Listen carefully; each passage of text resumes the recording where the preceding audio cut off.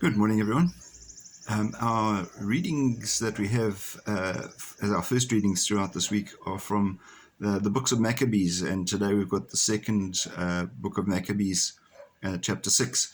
Just to put things into perspective, the books of Maccabees were written around about 150, maybe 200 years before Jesus was born.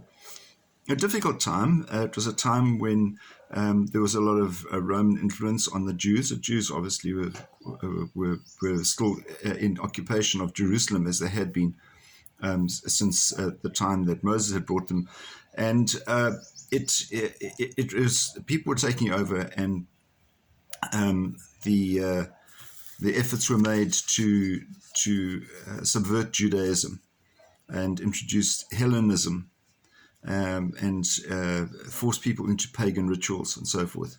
So that's the context within which we find the book of Maccabees being written. The character that we deal with in the reading today is a fellow by the name of Eleazar. He was an authoritative teacher of the Jewish law. He was a man who knew what was going on. He was well respected, and obviously a man who was quite disciplined. And our reading that we find today is quite horrific. He's basically being held down, his mouth being held open. This is a man of good repute. He was well dressed and respected, so held down, his mouth held open, and pork forced into his mouth. Now that was quite repulsive for Jewish people. Eleazar rejected it, and he spat the pork out. And they then went about ways of trying to manipulate him into swallowing this pork so that he would break his Jewish tradition. Eleazar wasn't prepared to go with it. He was eventually beaten to death, sadly. Wow. But what we see here is a man who actually stood up for what he believed in, and took a stance. He wasn't prepared to bend.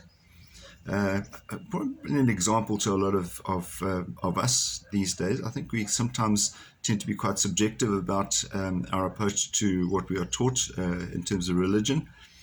Sometimes we sort of say, well, okay, I don't believe in that, therefore it can't be right. I've spoken to you about subjective truth in the past, as opposed to objective truth, which is God. And here we have a man in Eleazar who knew it was right and who stuck to it. So we see in him an example of strength and of fortitude, and we pray that we also may have the knowledge and the will and the wisdom to be able to support and promote our own faith. You have a wonderful day, and keep safe. We'll see you again. Bye-bye.